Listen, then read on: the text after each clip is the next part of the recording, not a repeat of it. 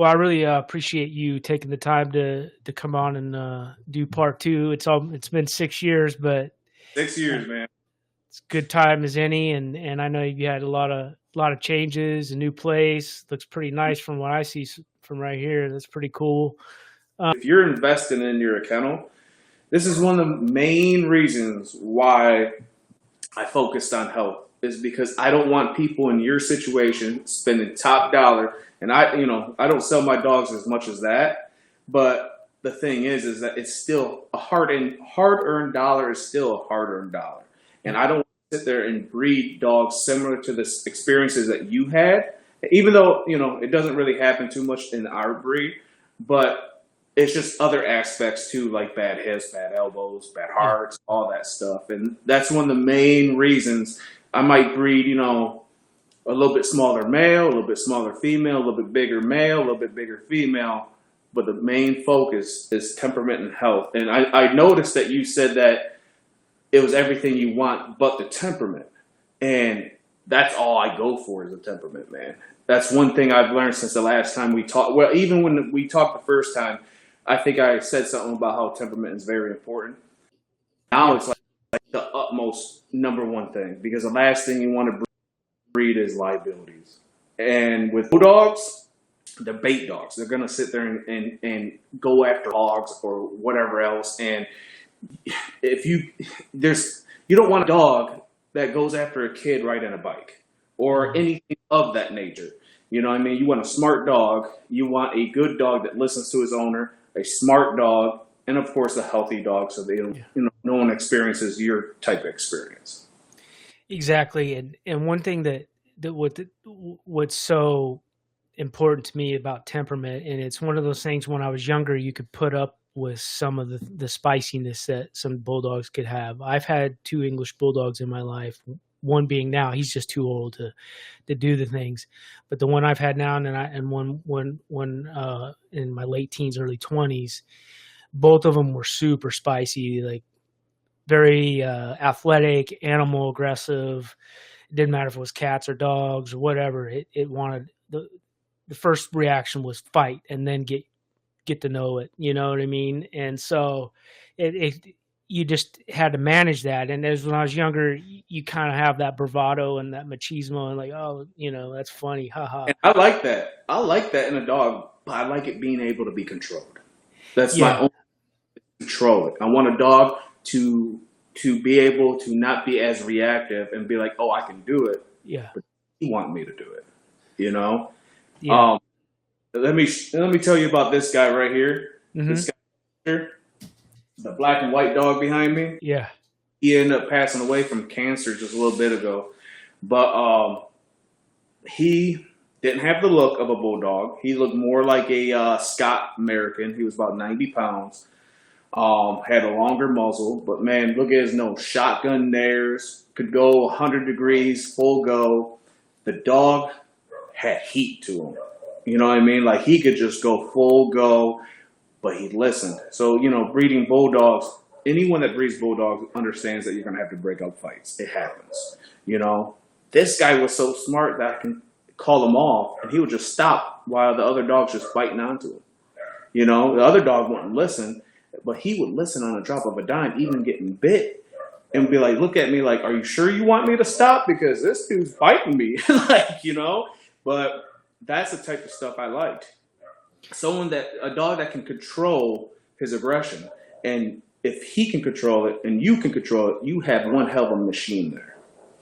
Yeah, I agree with you. It's so important with these dogs, and even like my little Frenchie's is the one that was Crypt Orchid. He's a nasty little bugger, and but he, like I said, his look, his size, he's like super athletic. He's my most athletic one. I my youngest is the big one, and he's man, can he like he whips the shit out of this one now if they get a hold of each other. But I just have to separate them because this one's just way too hot, just Yeah. way too hot. And When to stop. yeah, And so and me dealing with that, the ones that don't know when to stop, I kind of soft call them out the program just because I don't. Here's the thing: is that I produce dogs. I don't produce dogs to keep every single dog. They're going to go to families, and I don't want a family to have that. Yeah. You know what I mean? Because a lot of people can't control that. And if they can control it, then that means they're coming back on you. And I think there's a couple of states. God, I wish I knew. I can Google it real quick.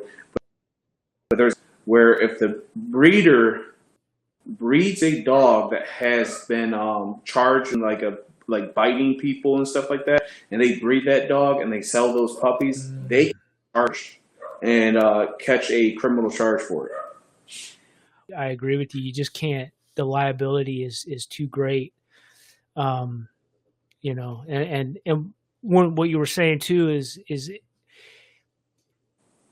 you really have to be secure in yourself and being able to not like over emotionalize your program in a sense where you don't have the confidence to soft call a dog out of your program, because at the end of the day making the best decision is better dogs, you know, and Yeah. for people, and you know, there's a time and place for dogs like that, and that's maybe another breeder, you know, let them deal with that sort of thing and that liability. So and I could see how tough it is to make those kinds of decisions, because you invested so much time and energy, and you That, really like you you said, love that dog. And years. yep. You know what I mean? Like, Yeah.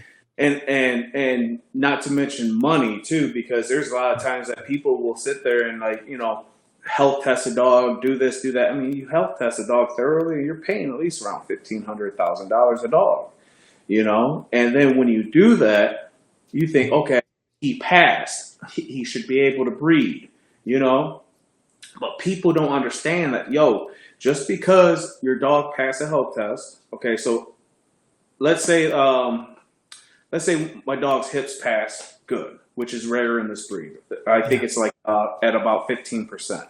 On average, they'll pass something like that. It's on the OFA website, but I wouldn't base my breeding program on that. My number one thing is temperament. Mm-hmm. Okay, if I have great hips, I look at things as a pie chart. And when you look at things as a pie chart, think of a big chunk being temperament. Then you think of a little chunk being, let's say, hips, and then a little chunk being variants, such as DNA variants that's like, like ichthyosis and stuff like that, And then you look at elbows as being a little chunk and everything. My big chunk is the temperament. If the temperament passes, then it's good. But if a dog has great hips and has a bad temperament, it's not worth breeding, because it is hard to breed out a bad temperament, because it's something that doesn't develop for at least a year, and it's so hard because after a year, you are already invested. You've already been stuck cleaning up that dog shit for a year, giving that dog shampoos, clipping its nails, everything. So there's a part of you that will bond to the dog, if that makes sense. Yep. And when it does, it's hard for you to be like, oh man, I can't breed this dog. So it's like, that's why personally, like I explained to you before, I co-own so much, because that way I can do these little tests and I'm not attached to where I feel like I have to breed the dog, But if the dog is good, like if the dog does pass, has a great temperament, it's good to go. The whole thing is a temperament, man, because I read a thing. Let me pull this up, and this is from one of the guys in the breed. Hold on real quick. I'm going to read this back to you. Where is it at? Oh, I don't even got it. I thought I saved it. Anyways, he said that basically soundness of a dog is the most important thing. I think it was a comment made or a letter written up by John Connors. He said, the soundment, the temperament, he focused on breeding the most consistent soundness, temperament, and drive to a dog. And that's very similar to what I've been trying to do. Oh, look at that little guy. Yeah, he's the crypt orchid. Oh, he's pretty cool, man. Yeah, yeah, he's super athletic. Oh, I bet, man. Those little French bulldogs, they look like they got little springs to them sometimes. Yeah, But I wanted to bring up this announcement, man. Is that cool if I bring it up here? yeah, let's do it. Yeah, let's just go off the what we were gonna do, and then I'll follow up on the co-own stuff because that's so interesting to me now It, that I'm. it is. It is. So the announcement is everyone knows me and my wife, we started the ABR back in 2016, the Alapaha Bulldog Registry. Our primary goal was to get recognized for the breed. It's not something that we wanted to do forever. But the problem is with this breed, it's so dissected into so many different registries, so many different groups, and we felt like we needed something to bring the unity of the breed together. And so when we started the ABR, there's a lot of people that focused on different sides of the Alapaha. Some of them starts on the ARF side. Some people are very faithful to that. Some people are faithful to the ABBA side, which is more bullier, which is more like your type of dogs. The ARF side is more like that boy Dillinger's above me, the black and white dog, a little bit more taller, leaner, longer muzzle, while the ABBA side was more of the shorter, a little bit shorter, and thicker body with a Boxmore head. So when we started the ABR, we started with the database that goes all the way back to Lana's dogs. We had one of the most thorough databases out in any registry because we were the only ones that focused on all the dogs. I think the ARF that founded this breed back in 1986. Between 1986 and 2001, they had registered 700 Alapaha Blue Blood Bulldogs. We have about 400 or 500 of those 700 dogs in our database. Obviously, we ain't gonna get every single one because there's owners that registered but never bred the dog to continue the legacy. Then the ABBA started in about 1999 or so, and we also include all them dogs because they were some of the most popular dogs. But a lot of his dogs also comes down from the ARF side, so it includes some of those ARF pedigrees. So we started that to get recognized, and we ended up being recognized by the UKC now. So we actually just started. It hasn't started just yet, but within any time this week, next week, or whatever, they're going to start registering Alapaha Blue Blood Bulldogs under their breed listing services, which is the first step to being recognized. And what that basically is that basically all of our dogs can be registered with a UKC. The litters can be registered as well. We can do all the working events, but the one thing we can't do is confirmation events until it's fully recognized, which may take up to 5 years. This is something that we tried to do back in 2020, but I think it was a little bit too soon. Then COVID happened, and then, with COVID, our liaison went to across seas. I think they kind of restructured their club.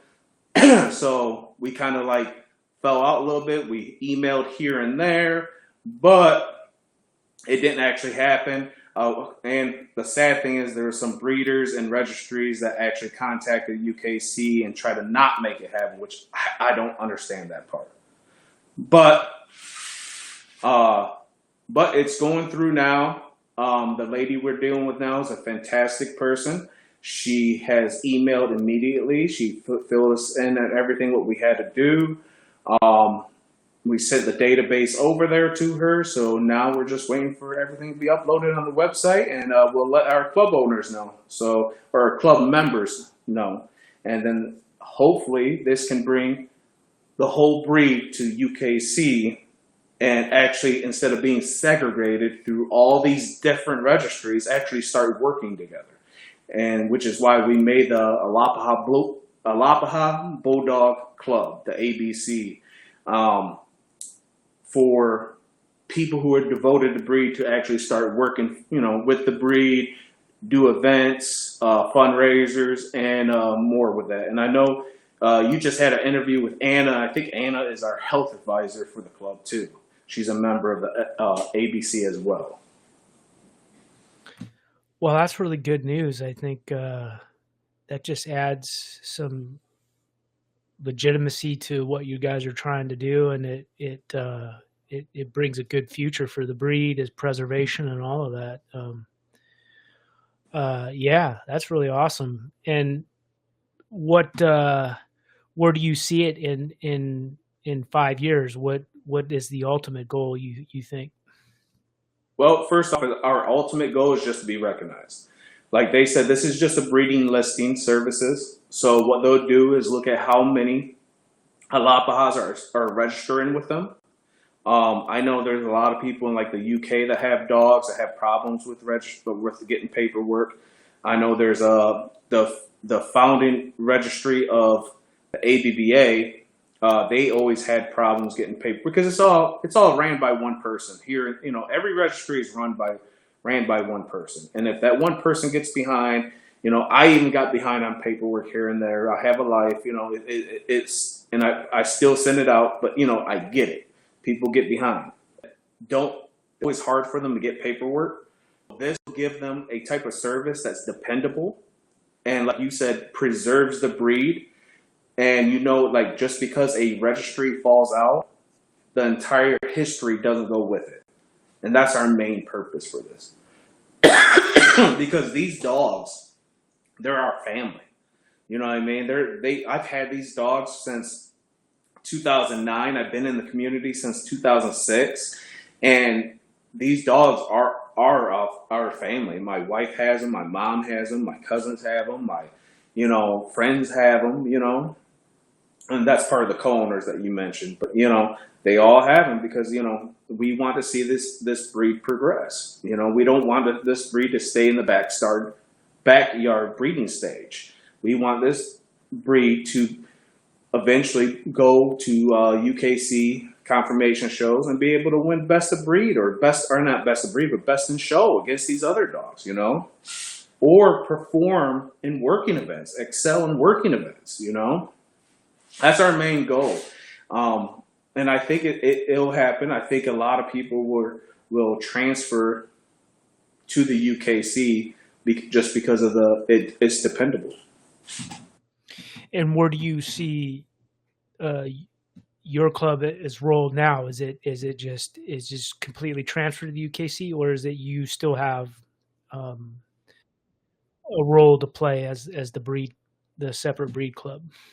So our registry will help people get their paperwork going for UKC, but then at the end of the year, we'll probably dissolve the registry and focus on the club. And our club will work towards being recognized as the national club. We'll be recognized as a breed club, but we're going to work towards being recognized as a national breed club, which will be, a big status for us. There's about 70 members, and given at this moment, we haven't done like yearly dues just because, we ran the registry. We didn't feel it was fair to do yearly dues and stuff. We still hand out awards for the club, like Kennel of the Year. For the registry, we do Alapaha Bulldog of the Year and stuff like that, trophies for that.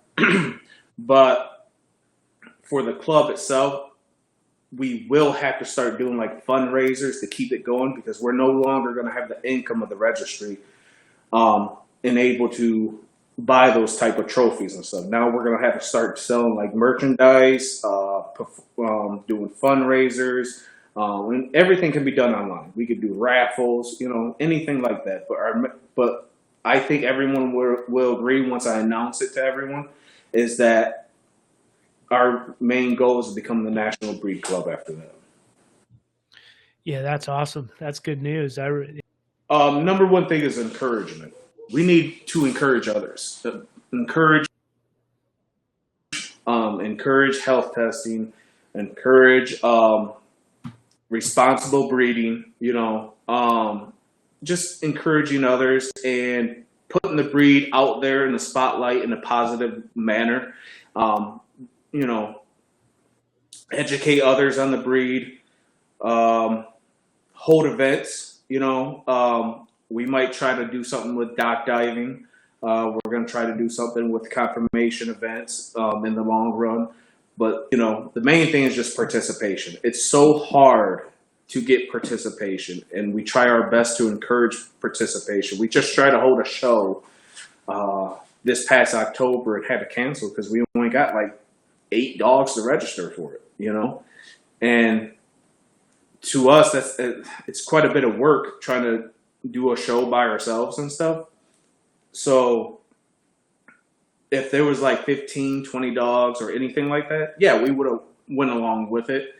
But when there's only like 7 or 8 dogs, it's tough to really perform a show with that, and to pay people, because we was going to have a trainer there to test the dogs, because we have our own stability testing, and to test the dogs, make sure that, all the dogs are stable, have good soundness, alertness, drive, all that, all that testing.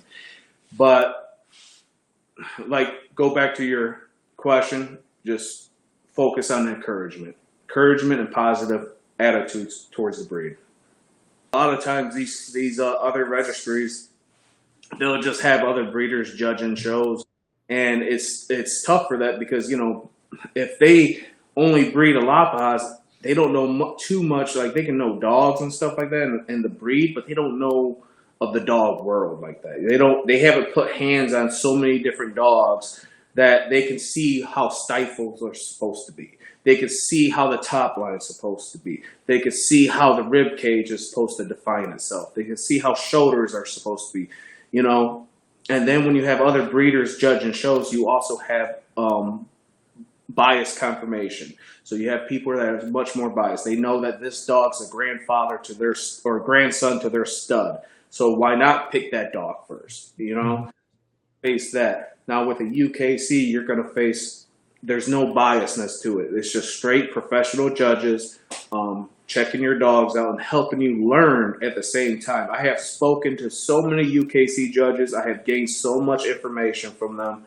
I've talked to this one lady, her name was Robin, and she ended up passing away a couple years ago. But man, she knew Lana Lane. She grew up down the street from the lady. She was telling us all about her dogs, all about the history of the breed. She was so glad that the breed is starting to show up at shows. And she was a UKC judge, tremendous, awesome lady, and she shot me and my wife so much information, man. We talked dogs for 5 straight hours after the show, just talking. And she was just giving us pointers on breeding techniques and what to look for. And like she said, temperament, when it comes to a working breed, focus on temperament and drive. And we have always done that. Yeah. Well, that's awesome. We were talking about some things, and you kind of brought up like the history compared to like the true history compared to what you see online, whether it's whether you Google it or random Facebook information, and what are some of the things that are important for people to understand about this breed, that sometimes there's a lot of misconception, and what's the reality versus the mythology? So the reality is that this breed is a mixture of dogs that were created back in the 80s by Lana Lane. That is the reality. You'll see online how, I think it was the ABBA, it'll say the Alapaha Blue Blood Association was the ones that started the breed back in 1979. That is false. There's a lot of times that you'll see that the breed is 100 years old. That's also false. You also see 200 years old. That's also false. But the mixture that makes up the breed, those dogs are like 100, 200 years old. It's like Catahoula's, blackmouth curs, You know, even some people said that Great Danes were added. Oldies, they're hundreds of years old. You know, those dogs are 100 years old. But the actual creation of the breed was done in 1986 by Lanu Lane, which was registered by the American Research Foundation, the ARF, which also helped recognize American Bulldogs, along with the NKC that recognized American Bulldogs. Now, American Bulldogs, when Lanu Lane started breeding, she bred pretty much pit bulls, Catahoulas, American Bulldogs, and like I said, you don't, like I've said before in our first talk, it's just like making chili. People don't want to give out the secret chili sauce, you know, so you don't know exactly what they put in, but some people have said that, you know, they've used blackmouth curs, Great Danes, oldies here and there, you know, and she ended up distributing those dogs. And then after about 10, 15 years, about 10 years, that's when Ray Coleman and started the ABBA. He started getting into those dogs. He worked with Mark Ray Nicholas in like 95-ish. And they had a falling out. And then he started breeding to Alapahas, got a few ARF dogs, and started his own line of Alapaha Blue Blood Bulldogs. And that started the ABBA, which was around roughly 2000, 1999-ish. I think the earliest CRK bred dog we have registered was like 1996 or 1997, something like that. But that's the true history of the breed.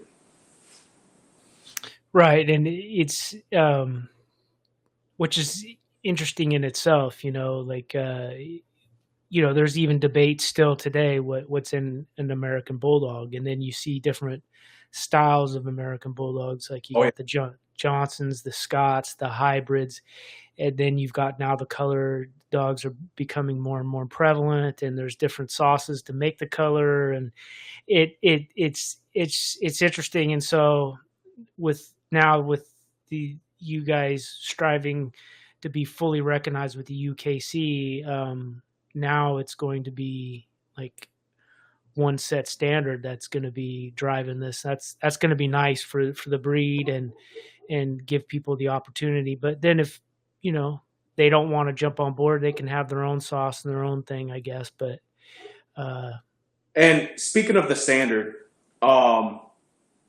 just in case like people think it won't be the ABR standard, it will be a collaboration. So what we had to do is find all these different registries, all their standards, and submit them with ours. And UKC will look them all over and see the common denominators and go with that. And then they'll also address that with us, the ABC, the Alapaha Bulldog Club, and say, hey, you guys agree with this? What would you guys modify? You know? And I know you said the word hybrid. It just irks me when it talk about hybrids, because hybrids means completely different species. You know what I mean? A tiger and a lion is a liger. It's two different species. When you're talking about dogs, it's not more like a hybrid, it's more of an outcrossing, you know? And if you're talking about two completely different breeds, then you're talking about crossbreeding. But when you're talking about two distant relatives, you're talking about outcrossing. So it's not technically a hybrid. So like, I got Vader, the Brendel Merle, right there. He's more of a bulldogish type of dog.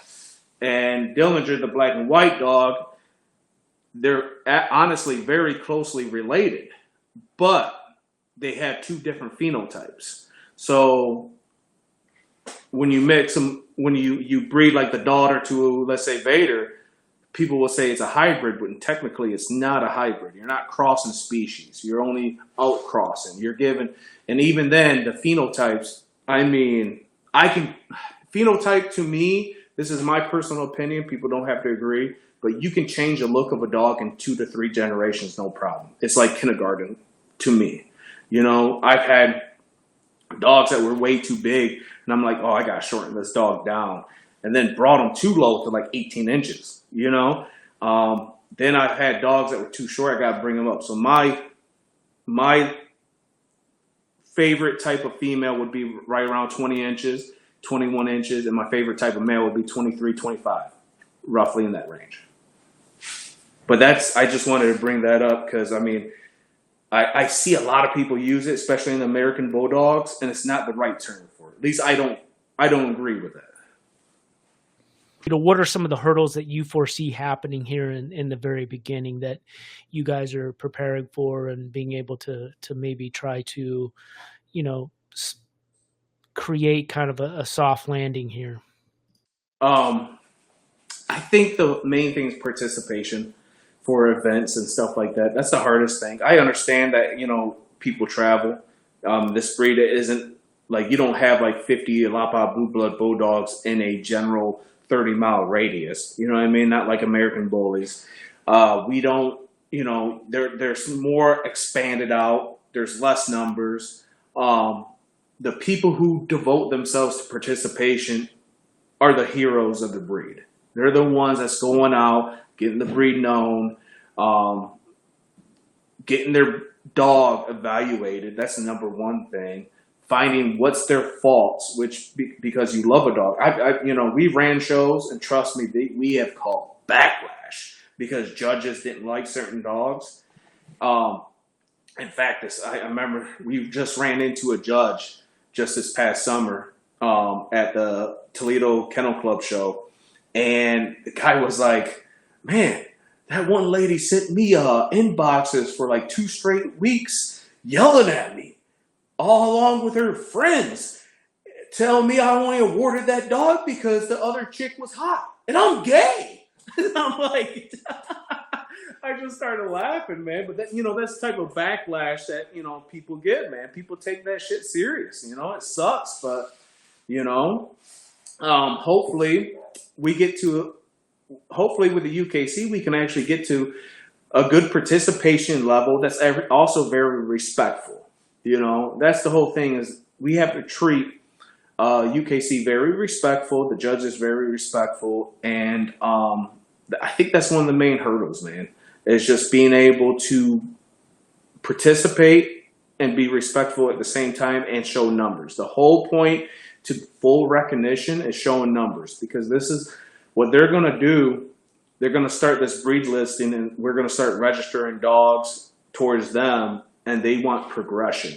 They want more and more people to register with them, which I think it will happen, because people, who would you register with? Like someone that runs a registry by themselves, or actual second biggest kennel club in the United States? You would definitely pick the UKC, and I think a lot of people will.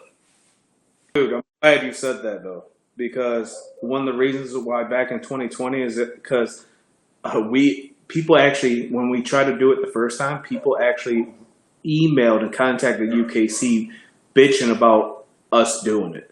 You know what I mean? They didn't want to do it, but it was basically a registry that was monopolizing the breed.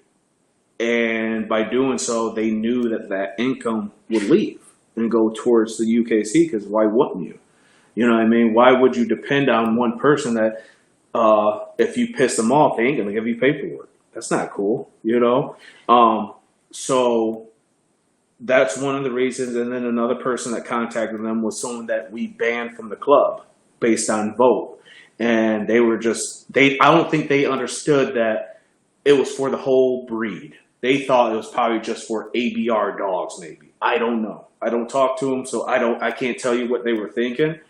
But they contacted them too, bitching about it, and basically it didn't stop it, but it just, UKC started asking questions. We're like, yeah, this is why, this is why we didn't mention them, because they dissolved in 2017. They're not a legitimate business, so we didn't include them. And then this person right here was banned from our club, and so on and so forth. And, they understood everything. But like I said, the whole COVID thing everyone started working out of off, at home, stalled all kinds of stuff. And then our liaison, the person we talked to, went across seas and they restructured and all that. So a bunch of stuff went on. But in the long run, I'm glad everything ended the way it did because now we're getting, hopefully be recognized, but now they're, registering the Lapahas at least. Yeah, for sure. Yeah, makes the most sense. And unfortunately, in the dog world, you're always gonna have like those kinds of personal hurdles where people are more worried about what's going on in their backyard instead of like the breed as a whole. And Mm. unfortunately, you know, the dog world is kind of a strange community. The more I get into it, Man, dog eat dog world. You know, it happens like that. There's a lot of catty people. There's a lot of people that talk shit behind your back. And there's a lot. We get that. Us breeders, we get that because we're not their type of dog. You know what I mean? And they don't understand genetics, so they don't understand types. They'll be like, "Oh, that person crossbred because that boy Dillinger looks different," and it doesn't work like that. Phenotypes it's a weird thing. Um, I want to say this is that, like you've seen with American Bulldogs, the whole various different looks, right? The Lapahas even had more various looks, and one of the reasons for that is that it was never locked down on phenotypes. It was never a. It was breed, sell, breed, sell, breed, sell, and what that did is put out all these the mixtures that both founders created, put all first generation dogs out in the public instead of, like, I think I've read Levette Bulldogs. I don't know this for sure. I think I've read this in one article that he didn't sell a dog for 6 to 7 generations. I don't know if that's true or not, but if you're making a breed, that's the best way to do it. 6 or 7 generations, you soft call, soft call, soft call, get the stuff you want, breed it again, focus on temperament, so focus on phenotype, and then start selling to the public. But the people who made this breed, first generation dogs, they were just selling. And that's what created the large different looks of the dog, of this breed. yeah, and people, what's interesting to me, and this was what I kind of like about composite breeds, especially in the beginning, is that you don't know what you're going to get, and it takes a certain kind of breeder and a mindset to really lock down on certain things that trade, and you just see the evolution Mm-hmm. happening in front of you instead of like like say Dobermans, they've been around before we were alive, Oh, yeah. and they haven't changed much in the last 50 years. So um so this is kind of the cool thing. And yeah, when you're dealing with 4 or 5 different kinds of genetics, you're going to get these variables. And so it just ends up which standard is gonna win out. What is the Yeah. best representation of the breed that the founders felt like what they were trying to go for. And when you talk about the breeds that were possibly used, and for sure that that the probably the Cataluas and the American Bulldogs and maybe a little bit of the oldie. Well, you could kind of see all of it into this breed, and they all offer similar kinds of things. They're all utility farm dogs that Yeah. were Yeah. bred for that purpose and that drive. So I look at your dogs as what when I first recognized what the difference between an Alapaha and an American. That's what I see as Alapaha, even to this day. So it's not to throw shade on anybody that breeds different styles. And sure, I like bullier dogs, but when I seen Alapaha, those two representations up above you are kind of what I feel like what an Alapaha is. It sets them apart from um, the other dogs. Yeah. Don't get me wrong. I like bullier dogs too. I got a dog named Silas. He's 23 inches, 95 pounds. short muzzle too, and he's our fifth generation dog. And then I got a dog named Jerry that has the best pen hip of the breed, and he's more of he's 75 pounds. He's at the bottom of the standard, leaner body, but has a little bit more of like a bulldog face. But to me, this is my personal kennel. And like you said, anyone can breed whatever they want. That's one thing we tell everyone. Like, we're not here to police. When we were the ABR, and now that we're going on with the ABC, we're not here to police the breed. We're not going to police you. I think every breeder has a right to breed what they want. As long as it's within the breed limits, you're not sitting here crossing the breeds, or lying on paperwork or so on and so forth. Just be honest, honest to people. But like our main thing is to breed consistency. And sometimes some older breeders will say, hey, you got to breed a certain look for consistency. With our kennel, we breed these are the main three factors for our kennel to breed for consistency: temperament, drive, health. We know what we breed will be in the standard box. We might have a little bit outside of it, we might have a little bit above it, but the standard is basically 55-pound female up to, I think, 80-pound female or 75-pound female, or males are 75 to about 95 pounds. So what we're breeding, we know we're going to produce majority inside that box. But what we look for in consistency is 100% for temperament, drive, health. We want to be consistent in health. We want to be consistent on producing healthy dogs. I understand hip dysplasia can happen. I mean, it might happen here and there.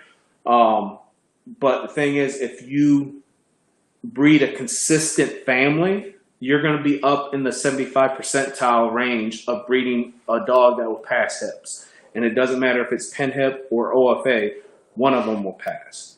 And like I tell people, as long as you're testing, that's awesome. At least get one that passes. Some people will say, hey, if they don't pass an OFA, don't breed the dog. I don't agree with that, because there's plenty of American Bulldog people that will pass pen hip and fail OFA, and that's perfectly fine. You're doing more than 99% of the breed. So if you get a good pen hip, breed the dog. That's my personal recommendation. And because, pen hip and OFA, they don't really correlate with each other. You'll have a dog that pass a fair, but have terrible pen hip.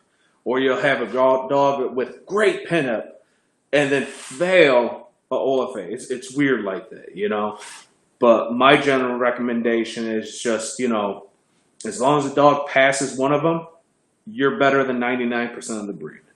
And that's what new breeders, that's what I would recommend and encourage others to do. Yeah, it's to me, I look at health testing as a guideline to better the breed and to make proper decisions when it comes to breeding. You can have a dog with okay hips, but you know that you want to breed it to another dog that has good hips, and that way you're progressing and you're utilizing that blood that maybe it has great elbows and the hips are just okay, right? You're not throwing the baby out with the bathwater there. You're looking at the whole picture, and health testing and hip testing and stuff like that gives you a wider picture or purview to look at, that you can make the best decisions for your program and the breed. So yeah, I get what you're saying. So can you talk about some of your what's going on in your own kennel? What has been new since the last 6 years I talked to you? Well, we built a house. That was hell. Issues with the contractor. Contractor pretty much bailed on us because he underbidded. So he left us with like a 75% house that we had to freaking build the rest out, find other contractors to do, I had to find a plumber, had to find a drywaller, had to find someone that does kitchens and bathrooms, all that. So with that said, we didn't breed as much, which kind of, stifled our progression because right now we have three fifth generation dogs, and we haven't since July of 2020. We've only had three litters, and that's it. Just because we always been, I come home from work, start doing things around the house. Hell, my cutting the grass takes 6 7 hours now, you know, and then whatever else my wife needs fixed. We built chicken coops, duck coops. We put awnings on the dogs. Dogs have a complete indoor area now. AC. In fact, right now I am in my kennel's office. So that's, if I circled around, you might see, probably see the whole room. Got my TV set up. Oh, that's badass. Yeah, you like that? Yeah, that's Right there, got my AC system, everything. definitely jealous. Yeah, that's Yeah. badass. And that's my office, so that's what I got going on, and that's where I'm at now. Dogs have their own. You go to the right, they have their own little room. They got everything in there. They got beds. It's heated. I have a wood stove in there too, so when it gets real cold, we could just throw some wood in there for them. And let me tell you something, man. That wood stove, that heat is makes you want to go to sleep. You're Yeah, like so cozy. yeah. Yeah, my Um, mom had one when she was still alive and living in Texas. They didn't need the kind of heat that we need in our areas. But boy, when it did get cold, that was so nice. yeah, yeah. Oh, it's a different type of heat. I love Yeah, it. yeah. We also have an AC system for them. We have a a split unit for cool air. So when it gets like 90 some degrees, we bring them in, kick on the AC. We're putting ceiling fans in. Um, I mean, these dogs are living good. We built a quarter acre dog yard that the dogs can just roam. So we have pretty much like an acre and a half backyard, and then that our house dogs can play and stuff like that. And then we'll switch them out, and at that same time while they're running, our barn dogs will go in the dog yard and do their thing. We got platforms, dog house in there. Um, Shade in there. I'm gonna put like we got a tug spring pool in there for them. Um, and then sometimes we bring them in the house, give them their time inside the house, because I hate keeping. We have so many dogs, dude. We got 12 dogs right now, and I like bringing them into the house because they deserve their time too. You know what I mean? So we got my wife has her dogs that she just loves, and they stay inside. And when I'm gone at work, those dogs they'll alert every little movement. They'll alert her, so she don't have to worry about anyone ever breaking in because those dogs are on it. So they have their time. But yeah, we bring the barn dogs out into the house quite a bit too, and give them their time and take them to parks and everything like that. But since 2020, we've had three litters, one with a co-owner, and that's pretty much all we've done. But we're going to start breeding again and getting back into the mix and stuff. Just try to breeding today. Hopefully it takes, and it'll produce our sixth generation dog. Wow. Yeah, that's awesome.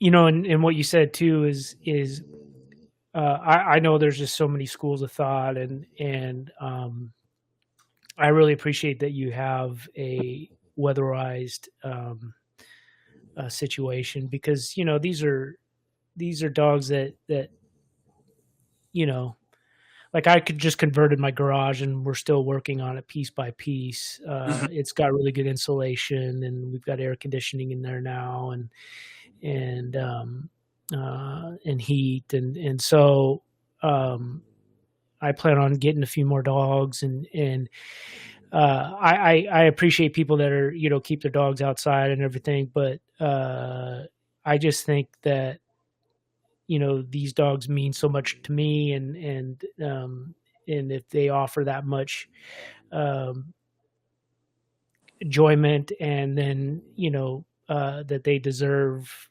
maybe a little bit extra, that Oh yeah. I got a freezer right next to me. Nothing but look. I'll show you. Hold on. I'll be right Yeah. back.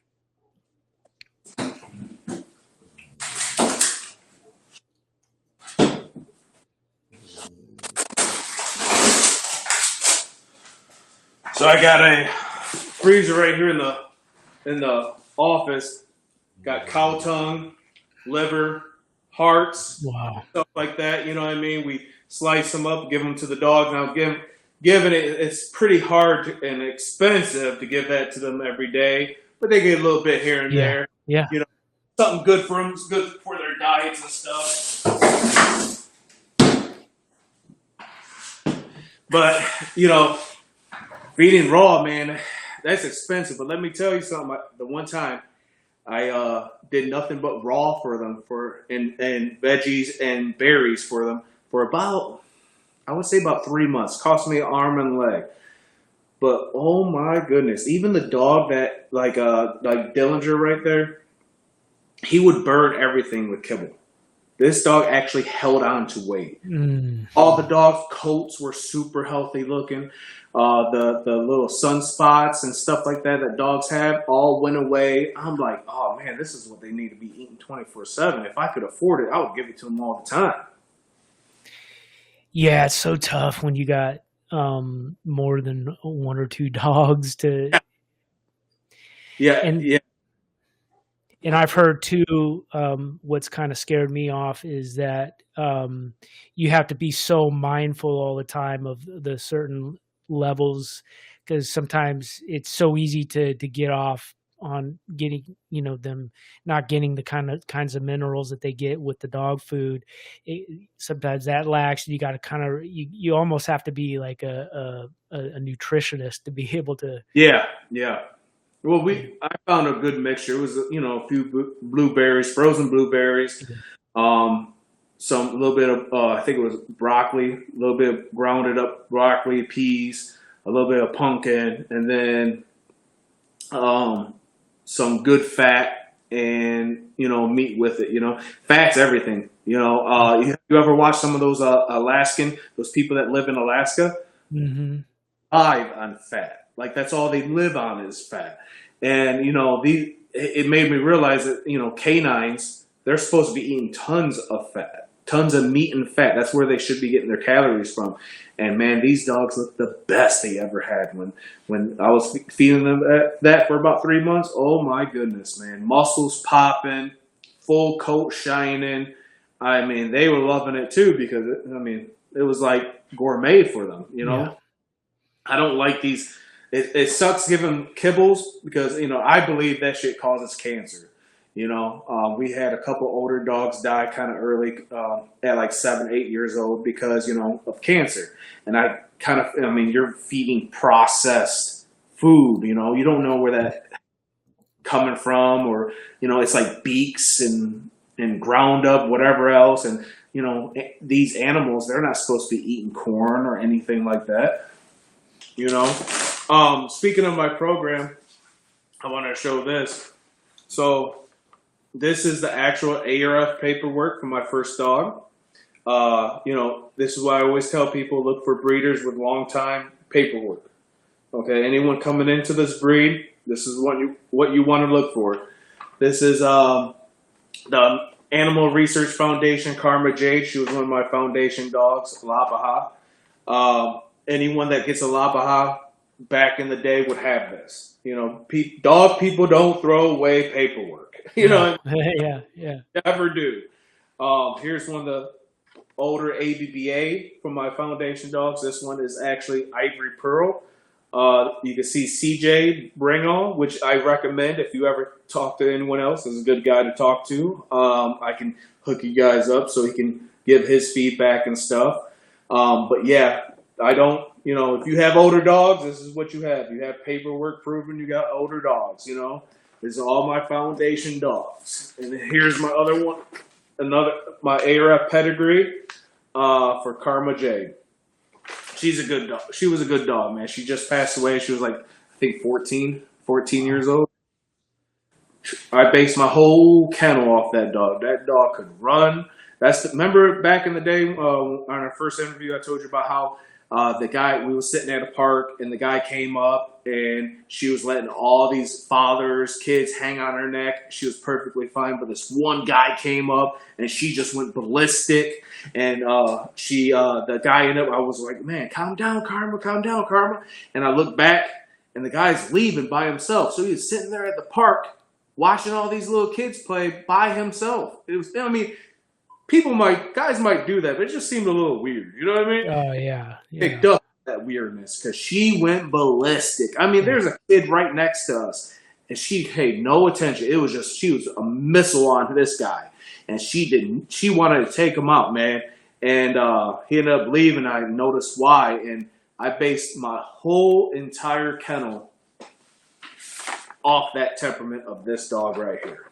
That dog right there, I based my whole kennel off that temperament. I think that is a gold temperament.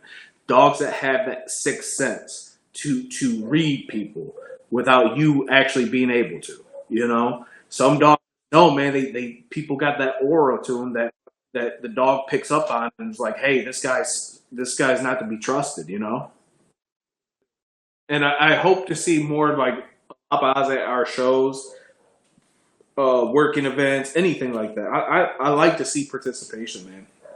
I hope people do it more often. Um, you know, I've noticed with being in the breed for so long as I have, you'll get these cycles, you know, and you'll get a cycle of new breeders every 4 to 5 years, and it's always the same questions. It's always the same. Why does your dogs look like this? Why do certain dogs look like that? Um, you know, it's just a ever revolving carousel of new people coming in. Um, every once in a while, we get like I'll say out of all those new people, 5% of them are the devoted ones that'll stay in the breed and do the things like I said. We hope that people would do with UKC. You know, like I said, participation levels. Those people are the ones that are the heroes. They're the ones that are putting out the breed. You know, definitely need more on that. I can't say that enough. You know, that's the only way this breed can be recognized and go above and beyond expectations. We got some good people too in the club. We got some really good people. Like I said, I know you talked to Anna Crop. She's good people. We got Ken Spitzig. He's good people. We got Michelle Coakley, Rebel Soul Bulldog. She's good people. We have quite a few great members. We got CJ as well, Bruno. We got Melissa Pine. We got quite a few. I wish I had all the names. I might have all the names out here. Hold on. No, I don't. We got new members like Tara Thompson, Anne Marie. We got quite a few different new members. You know, all seem to be great people. I mean, I think I'm very optimistic or very. I feel good with this group of people. I think we're going to move forward and actually put the breed in the limelight that it deserves. You know, there is something I want to say too. Let's see, my wife made up these speaking facts. You know what I mean? Let me see if I can find them. Oh, she wanted to say, she wanted me to talk about the dominant traits I look for. We actually just had a photographer. I wish I knew her name. It was my wife that talked to her the most. So I could give a shout out to her. Let me text my wife because I do want to give a shout out to this woman because she took her time. She helped photograph our dogs and stuff like that. Yeah. And she did a breed book. Hold on. I was speaking to her because we started chatting after the photos, and I was talking about dominant traits, and she was like, "Man, I've heard of other people talk about it, but I didn't hear it like that because I was explaining to her how certain traits go with the gene." You know what I mean? Like I explained to her, like, imagine pizza. You're taking a pepperoni and putting it on the other pizza, right? But cheese is coming along with it. You know, like there's a string of cheese that comes with it, and I look at it as like that's part of the dominant traits. You know, the dominant trait the dominant trait is the pepperoni. You're taking it over, and then all these little traits will come along with it. That's how I look at it. It might sound stupid, but I actually read a journal entry with canines that pretty much said like certain traits accompany other traits. And what we look for, like I always said, is soundness. One of the main dogs that we focus on right now is Jareth. I mean, this dog, Jareth, he is a 75-pound wrecking ball. He's not real thick. He's not like huge. He's a smaller male, but man, this dog has no fear to him whatsoever. This dog, he loves my wife. He loves my daughter. I mean, he would do, the only time this dog does anything bad is if I raise my voice with my wife. If we're arguing back and forth, this dude steps up like, motherfucker, you better shut your mouth. You know what I mean?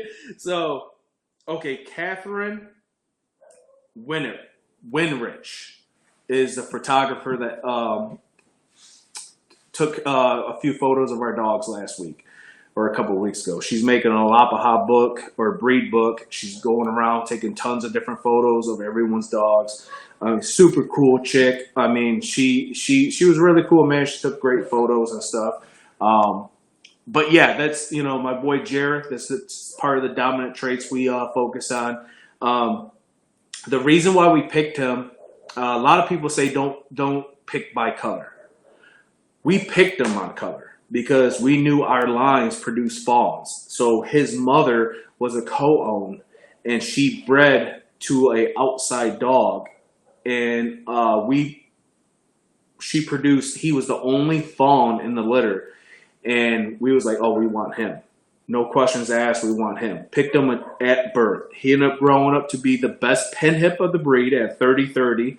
OFA good hips, OFA good elbows, variant free, because there was only 2 different variants we had to test for, because his mother and his father was embarked.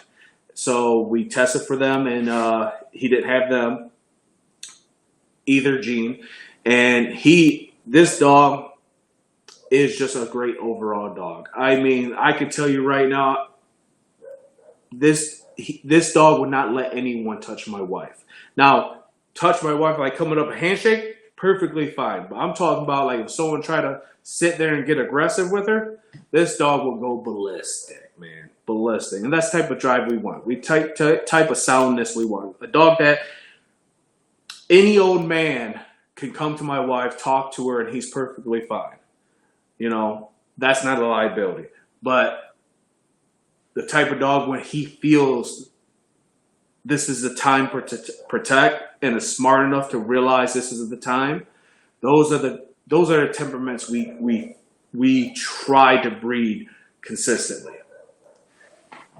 Great overall. I'll send you photos of the dog. Yeah. I mean, just 24/7 alert. I mean, this guy's like on adrenaline 24/7. Dude, it's crazy. Yeah, that's awesome. You talk about co-owns. This is so interesting to me because I feel like in today's world, that can look like so many different ways. And then, we're working more as a society where we've become more urbanized and everything. And so I look at it like if you're going to have like a really serious program, and I know there's a lot of crap that people don't like to deal with co-owns, but I think it's like essential for people's programs. And it's a tool. It's a tool. I'm glad you brought up about people having 100 dogs, because here's the thing. When you have so many dogs like that, you're going to have that sibling syndrome where dogs don't actually mature themselves. They lean off their siblings to mature. Okay? That's a negative effect. You can never actually test a dog like that. It can be good and bad. A weak dog might grow up to be a strong dog living off the siblings. But when you breed that dog, it's still producing the weak genes. You know what I mean? So by that, I mean, I understood back in the day there wasn't no networking. Your networking was a phone call and that's it. You know what I mean? your mail, the mail was the next quickest thing, you know. So or traveling. I mean, you would have to travel like 3 or 4 hours to go somewhere, whatever else, you know. I understand that part, but when with co-owning is an essential tool because that's the way you can thoroughly test a dog. I can go out to my kennel, I can put on a sleeve, I can sit there, I can get my dogs to bite me, bite the sleeve and all that. But they're not, they don't got it in them to go all hard. They don't got it in them to put a bruise on me. Because they're going to be like, oh, this is my dad. I can't do that shit, you know? So there's no way I can do that with my dogs. There's no way I can do that with my indoor dogs. There's no way. But if I go to a co-owner and I sit there and be like, hey, you know, I ask my buddy, because it's always someone I know. It's always a family member. It's always my wife's family. It's, her cousin owns Vader. Awesome guy named Lance. Oh man, he's been amazing. You know what I mean? Loves his dog. Takes his dog. Brando Merle right there. I mean, he's one of our top dogs too. There's also a lot of times where I gave people their best friends and I become best friends with them. You know, I got a guy named PJ. Never knew him before. Got a dog named Griffin. That dog came up to be 100-pound monster jumping over my head. And I'm good friends with the guy now, you know? So you build relationships off that. But I could test their dogs. So I could sit there and be like, hey, you know, Lance, you mind if I, you know, give you some shit real quick? Let me see if this dog flares up on me.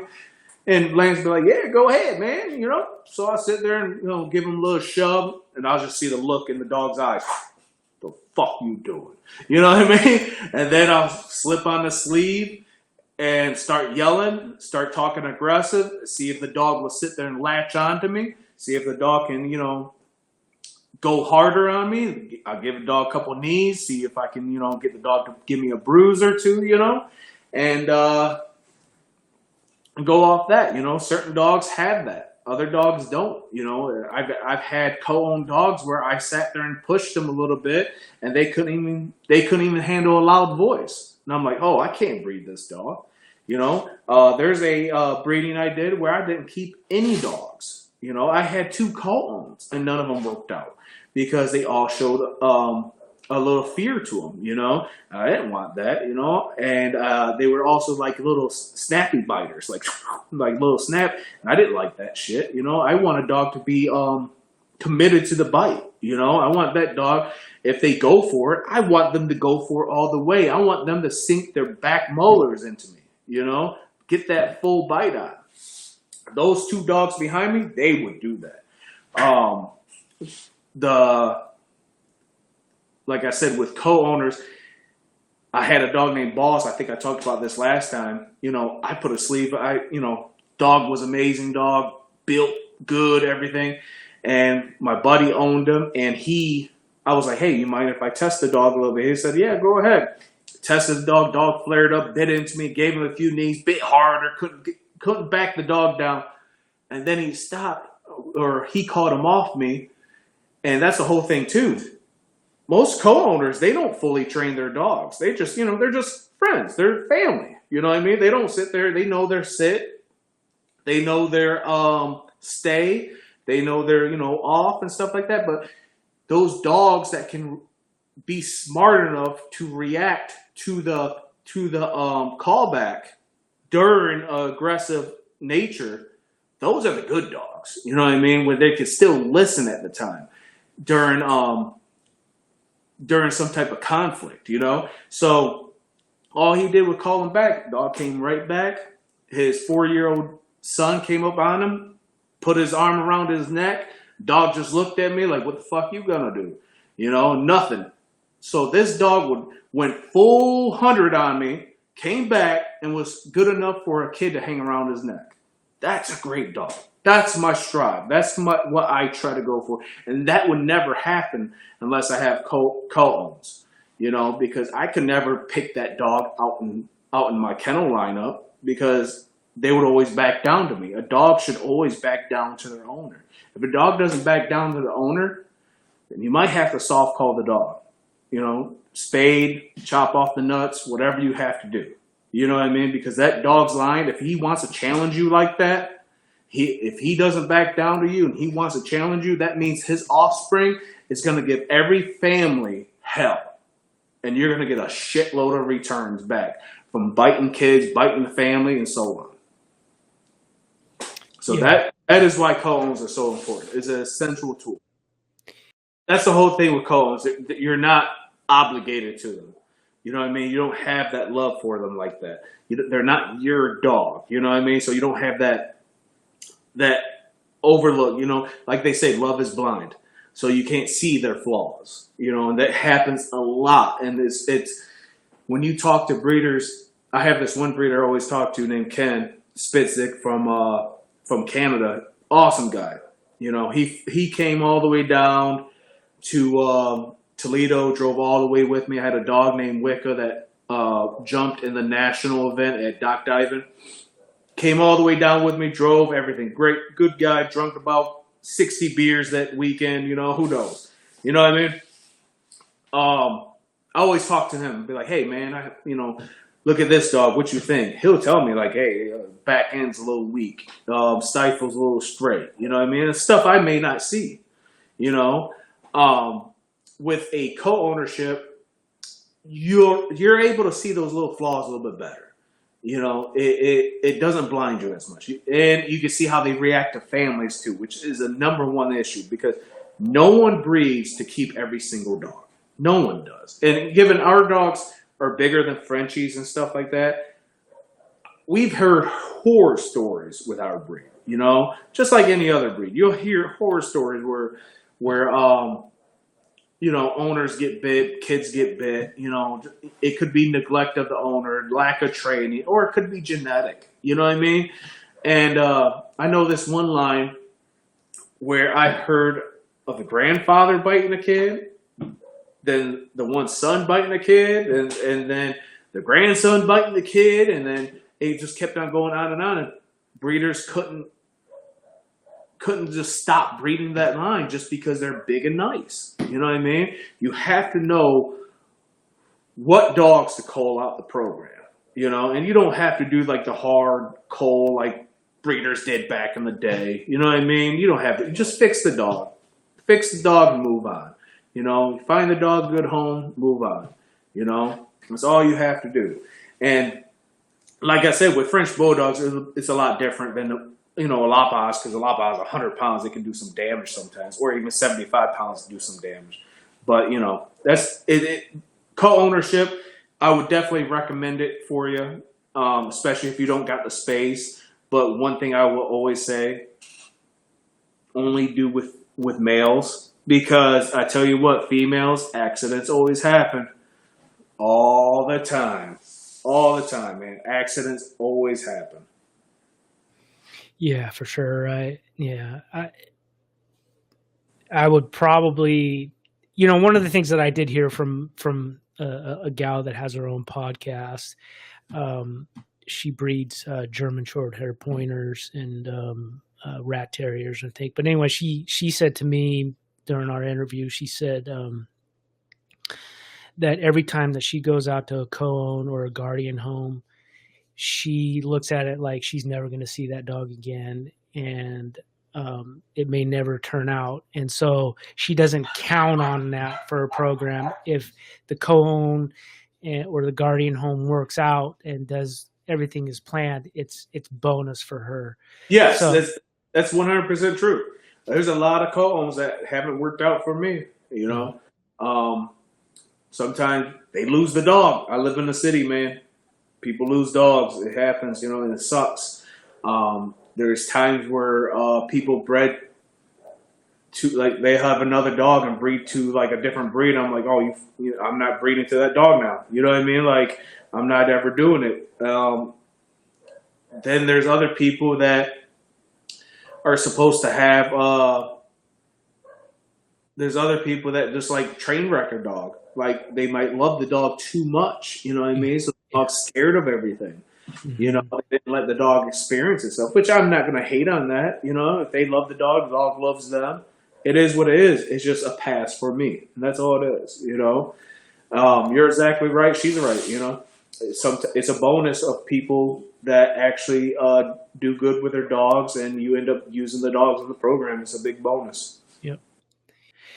Well, I know that you got to get to working man's got to do what a working man does. Yeah, I got probably about 5 hours to go to work, man. It sucks, but I just want to say congratulations, man. You've been doing great. I've been watching some of your podcasts with different individuals. Keep doing what you're doing. Good luck on the stud farm. I want to give a shout out to my wife, Michelle, too, man.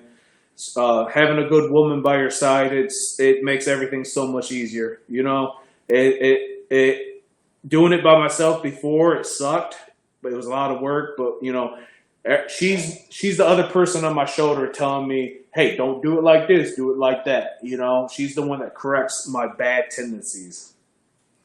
Yeah, I'm right there with you. My wife is the logistics person, and I'm the idea person, and she's the Yeah, one that actually puts the pen to the paper and says, "Okay, you're going to do it this way," and I say, "Yes, ma'am." yep.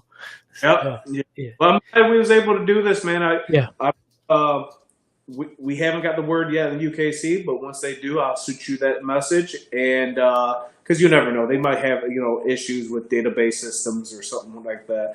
But once they do, I'll give you the shout out. Say go ahead and post this, yeah. and I'll let my members know and go to and share the link and everything. Talk to you. We'll have to do it again in maybe 6 months or so when everything comes about, and we can talk about the first hurdle and how it's been going. Sounds good. We could do this in like a year. I think a year would be good, Okay. and do about a year or so and see where we're at with UKC and shows, and if we have any events coming up and stuff Yeah. like that. I would really want to work with if any like decoys listen to this video. I hope they can reach out to me and we can schedule something with them, because that's the main thing, is trying to find decoys for these dogs. You know, Mhm. it's tough. I've had a couple of decoys that backed out on me. Other decoys say they will, but don't want to leave the state. You know what I mean? Which I get it. You know, everyone has their little things and little clauses and stuff like that, which I Yeah. respect. But you know, if anyone sees this and want to help out with an event for us in the future, hit me up. Sounds good. Sounds All right. good. You All right, take care. man. Yeah, Pleasure. good talking to you, Josh. All right. Bye All bye. right, bye. Thank you to our generous sponsors, Mark and Perla Lambert, for supporting this video. Your contribution helps us continue to create valuable content for our audience. Please show your support to their YouTube channel, Jesus Answers Prayer, and tell them you heard about them from the Bulldogs Social Club.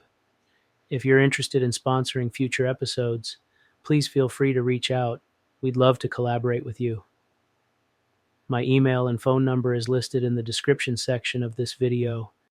Jesus Answers Prayers is a multi-platform ministry in both English and Spanish. Our mission is twofold. First is evangelism. We have the gospel presentation videos to help reach the lost and explain the basics of the gospel. The links can be found at the end of every video produced by this ministry. They also help in aiding the Christian in evangelism. Second is the education for the Christian community. God's word is very important to know. God doesn't speak in an audible voice to us, but he does speak through his word. If we don't read his word, then we can miss out. So knowing is important. And if you're anything like me, it can be hard to understand particular chapters and their meanings. So it's nice to have that commentary to help grow in the understanding of God's word. If you want to grow in your understanding of Scripture, then you can find the Bible, a work in progress, book by book, chapter by chapter, with a corresponding Matthew Henry commentary. God bless and see you there. Jesús responde. Oraciones. Es un ministerio multiplataforma, tanto en inglés como en español. Nuestra misión es doble. La primera es la evangelización. Tenemos los videos de presentación del Evangelio para ayudar a alcanzar a los perdidos y explicar los conceptos básicos del Evangelio. Los enlaces se pueden encontrar al final de cada video producido por este ministerio. También ayudan al cristiano en la evangelización. En segundo lugar, está la educación para la comunidad cristiana. Es muy importante conocer la palabra de Dios.